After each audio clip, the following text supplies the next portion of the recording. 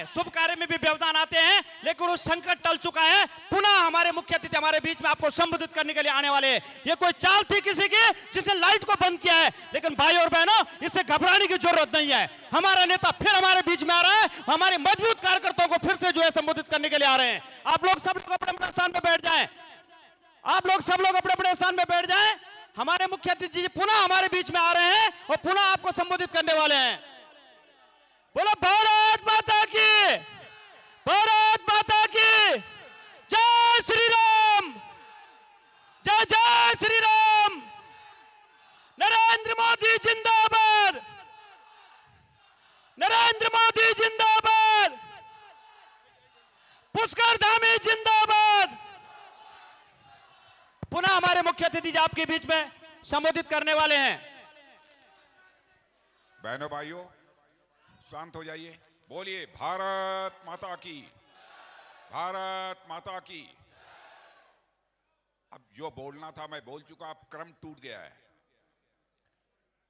लेकिन मैं अपने सेना के जवानों के संबंध में कहना चाहता हूं।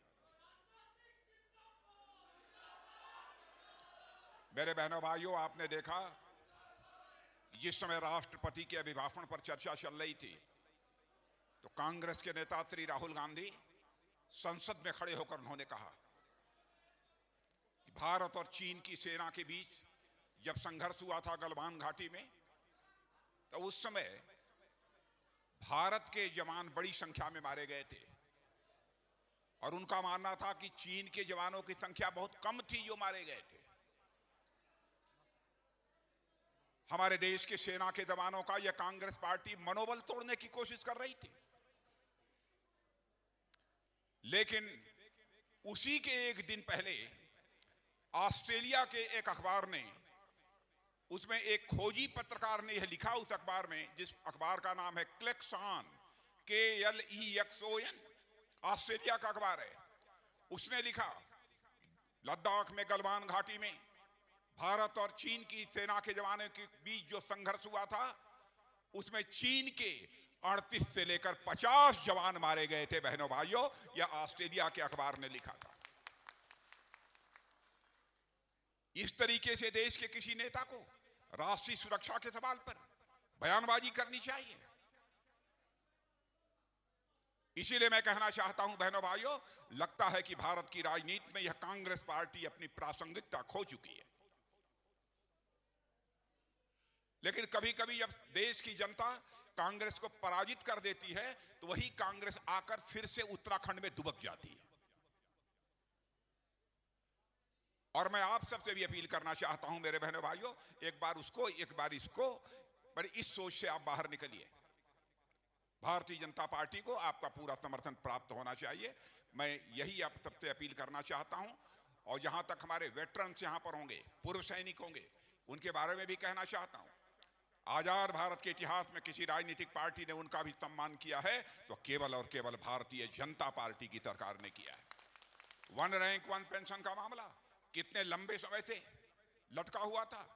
उस समय मैं पार्टी का अध्यक्ष था, जिस समय मोदी जी 2014 में चुनाव लड़ रहे थे और प्रधानमंत्री के उम्मीदवार के रूप में चुनाव लड़ रहे थे। उस समय उन्होंने हरियाणा में घोषणा की थी और सरकार बनने के बाद हम लोगों ने उसे पूरा किया है। सेना उत्तराखंड के अपने वेटरन्स के प्रति सम्मान व्यक्त करने के लिए, इतना ही नहीं, उत्तराखंड के जिन जवानों ने भारत की सीमा की रक्षा के लिए अपनी शहादत दी है, अपनी जान गंवाई है, बहनों भाइयों, उनके सम्मान में एक सैन्य धाम भी बन रहा है, जिसका कि शिलान्यास करने के लिए मैं स्वयं आया था। 63 करोड़ रुपए में वह सैन्य धाम बनेगा।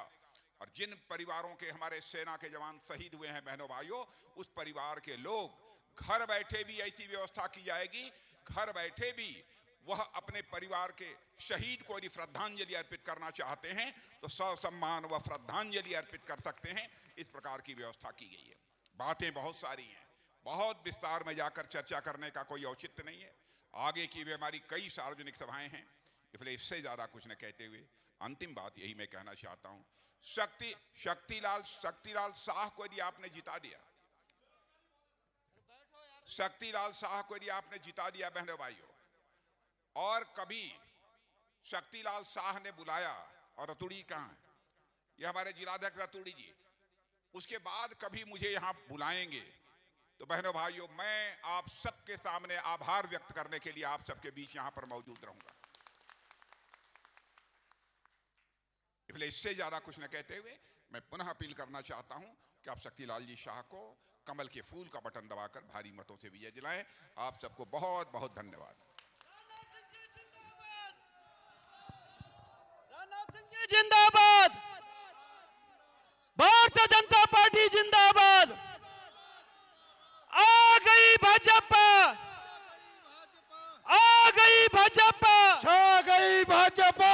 आप सब लोग बहुत दूर दूर से आए हैं, आप सब लोगों का बहुत बहुत धन्यवाद, बहुत बहुत आभार।